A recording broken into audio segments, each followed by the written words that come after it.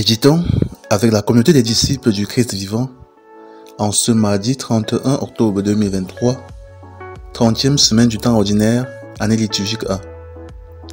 Évangile de Jésus-Christ selon Saint Luc au chapitre 13, versets 18 à 21. En ce temps-là, Jésus disait: « À quoi le règne de Dieu est-il comparable? À quoi vais-je le comparer? Il est comparable à une graine de moutarde qu'un homme a prise et jetée dans son jardin. Elle a poussé, elle est devenue un arbre, et les oiseaux du ciel ont fait leur nid dans ses branches. » Il dit encore: « À quoi pourrais-je comparer le règne de Dieu? Il est comparable au levain qu'une femme a pris et enfoui dans 3 mesures de farine, jusqu'à ce que toute la pâte est levée. » Acclamons la parole de Dieu.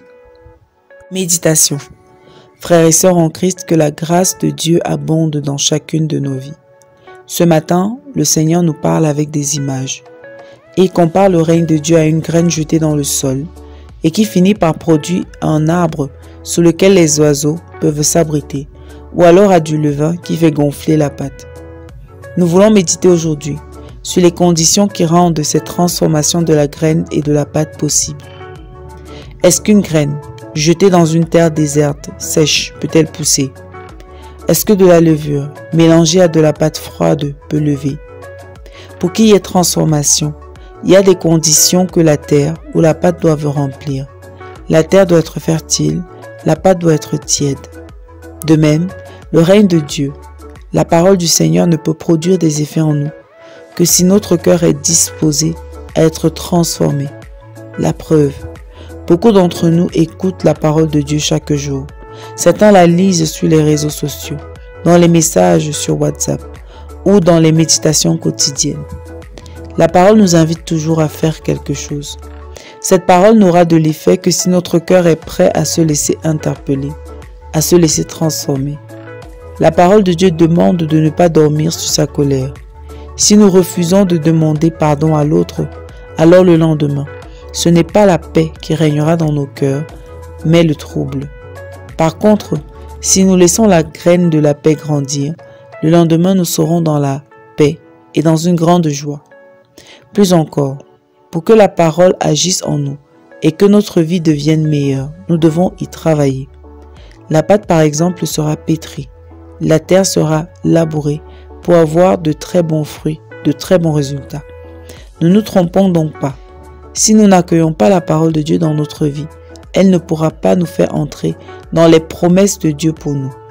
Mais si nous la laissons entrer, la graine deviendra l'arbre, la pâte lèvera et nous verrons la gloire de Dieu se manifester dans notre famille, notre travail, notre pays, notre quartier, nos études. Plus encore, nous pouvons et nous devons être ce règne de Dieu dans nos familles et notre environnement. Par notre manière de vivre, nos paroles, nous pouvons être ces graines qui deviennent de grands arbres. Nous pouvons être le levain qui apporte la présence de Dieu et la conversion dans notre environnement. Nous pouvons faire la différence et laisser cette différence s'opérer au travers de nous. Revenons donc en nous-mêmes. Que devons-nous faire concrètement pour que le règne de Dieu s'installe en nous et pour devenir ce règne pour les autres? Que pouvons-nous faire aujourd'hui, en ce moment même? Prions. Seigneur, accorde-nous la grâce d'être des terrains fertiles pour la parole de Dieu, que ton règne ne rencontre aucun obstacle dans notre vie et s'y installe totalement. Intercession. Nous te prions, Seigneur, pour tous les chrétiens qui occupent des positions de pouvoir, afin qu'ils soient des signes visibles et des agents de ta justice et de tes valeurs dans le monde. Maman Marie, intercède pour nous.